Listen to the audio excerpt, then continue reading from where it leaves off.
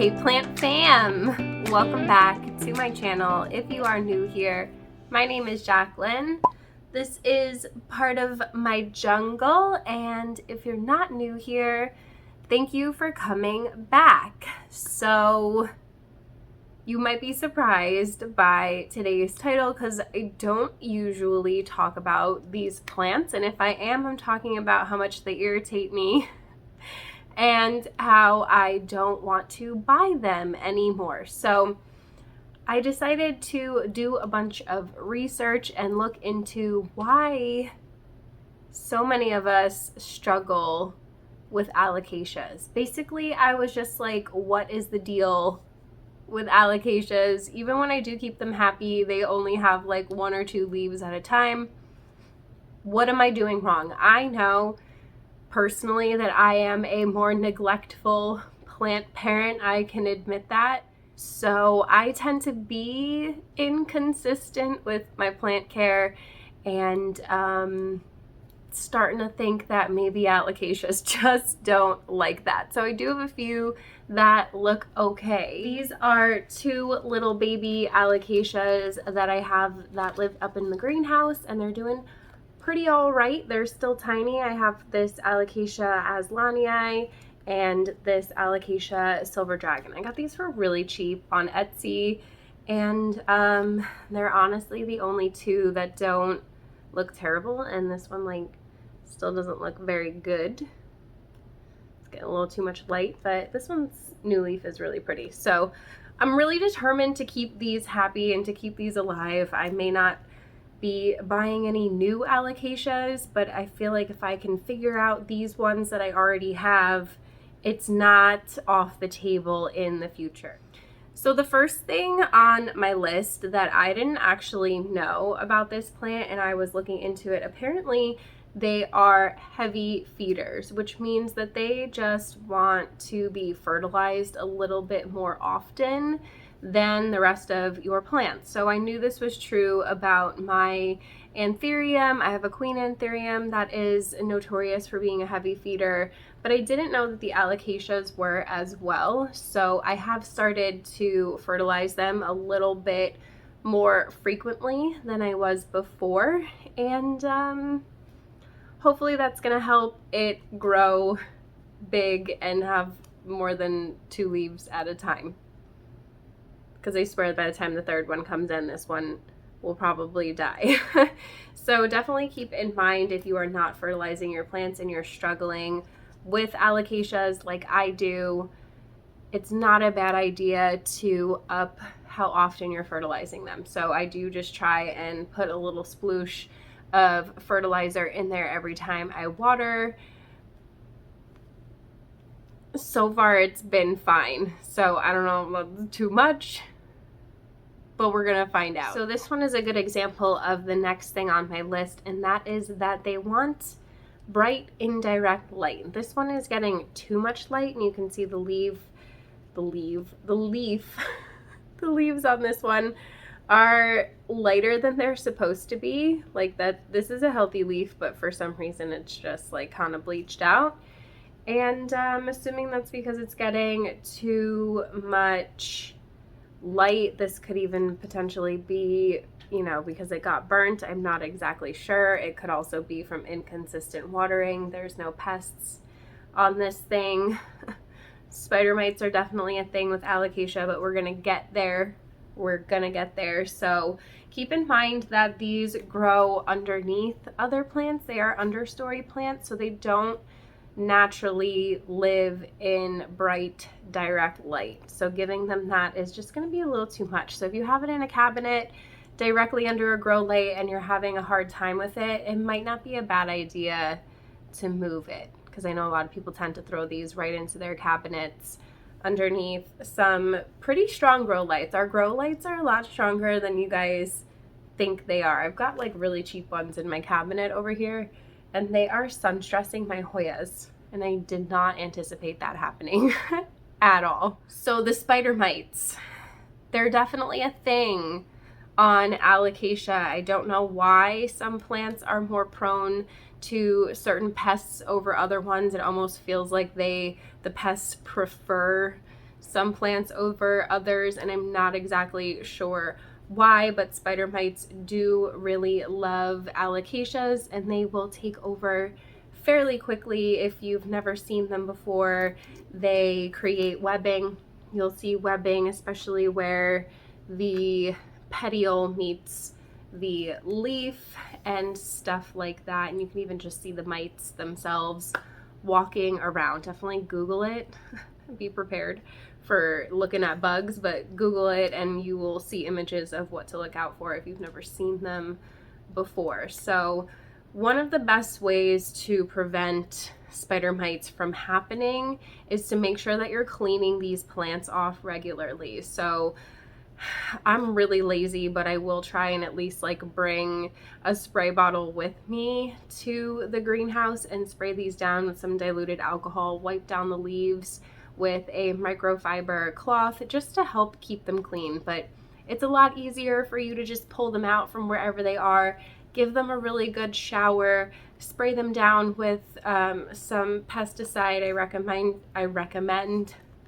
I recommend using natural stuff if you can, and just do that once a week or so every time you water, and it shouldn't be a problem, because even if you do end up with mites, they won't be there long enough, hopefully, to take out the whole plant. So thankfully I haven't had an issue with that. I use beneficial mites as well, which is my favorite way to get rid of and prevent pests with beneficial bugs. If you guys are interested in that, I definitely have videos on my channel where we're doing ladybugs, we're doing mites, all different kinds of things we have tried in the past. So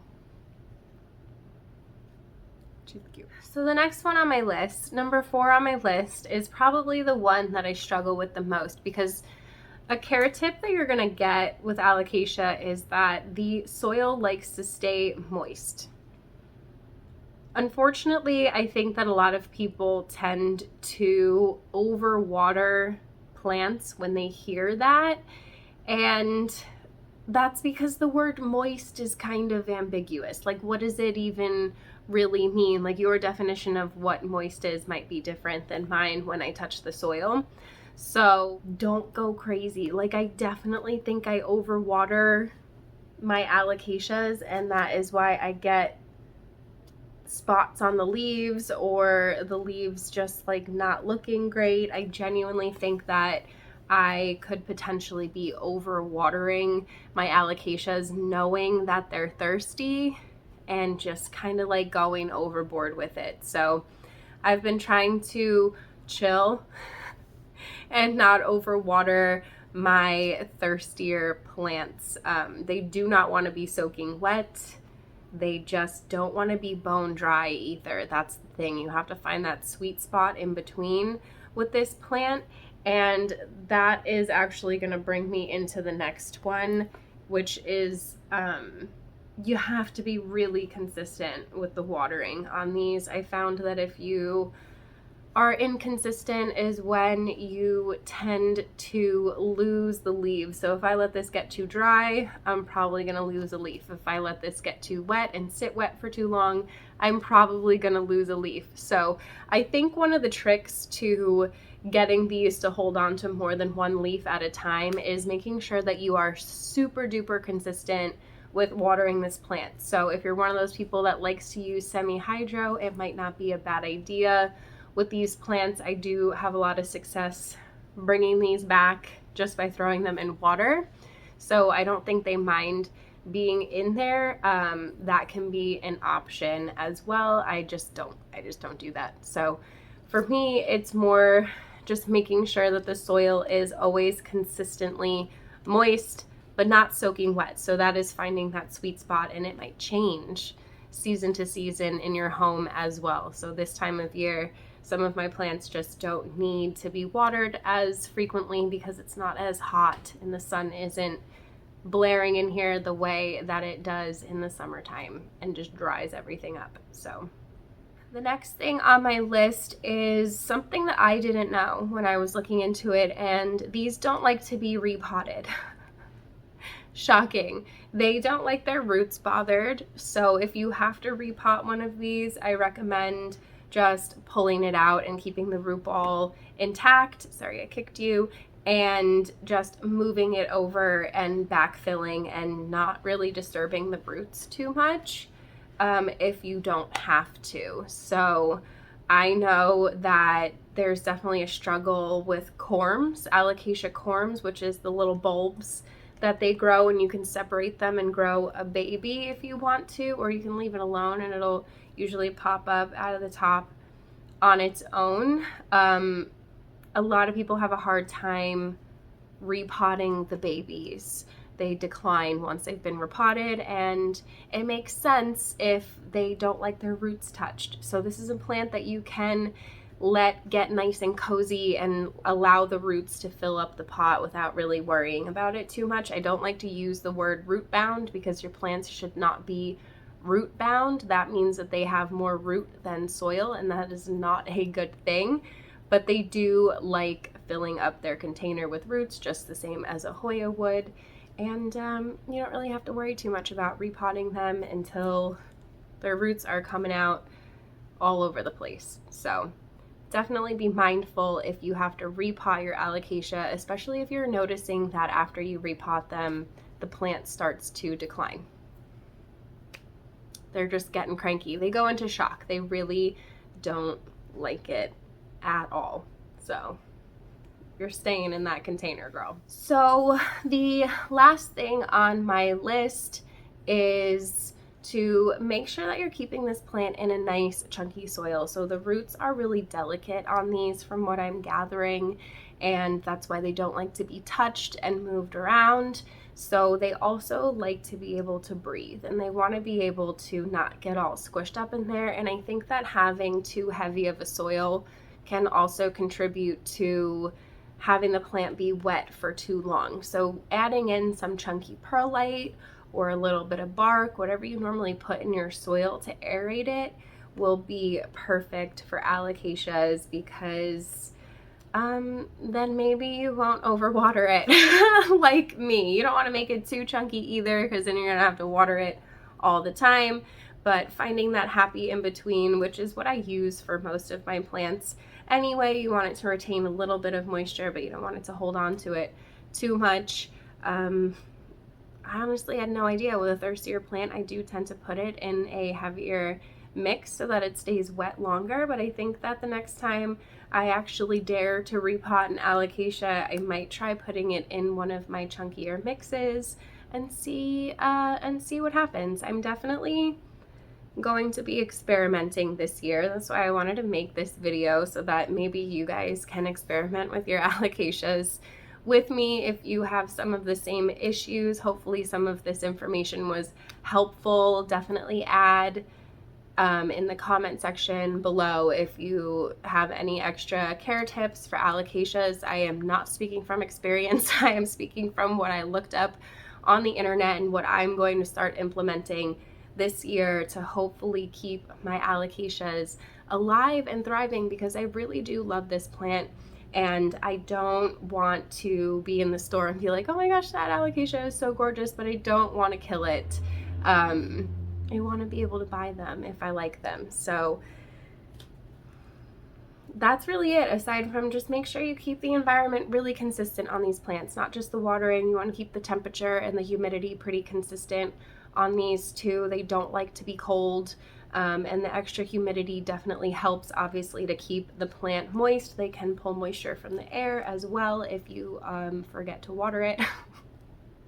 So it's definitely a thing. These are pretty happy in the greenhouse, but I do think that I might move them, or at least move them into a more shaded corner of the greenhouse to see if that helps, and all the other things that I mentioned on the list. So that's it for this video, you guys. I hope that you found it helpful. And again, like I said, if you have anything to add, please definitely do in the comments below, and definitely go and read the comments, you guys, if you're looking for more information. The plant community is kind of amazing like that, and I love that we can just help each other out. So definitely go and check out the comments. I'll be waiting for your comments to see what you do with your alocasias, if you agree with this stuff on the list, and hopefully we can keep these babies happy and growing nice and big this year, because they are two of my favorites. So that is it. If you guys enjoyed this and found it helpful, you should definitely give it a thumbs up. Don't forget to subscribe. Hit the notification bell so you don't miss anything from me. There's a join button down there if you want to be part of the official plant fam. If not, there is a super thanks button if you want to super thanks me. Everything is appreciated. I literally cannot do this without you guys. I love ya, and I hope I see you in the next one. Bye.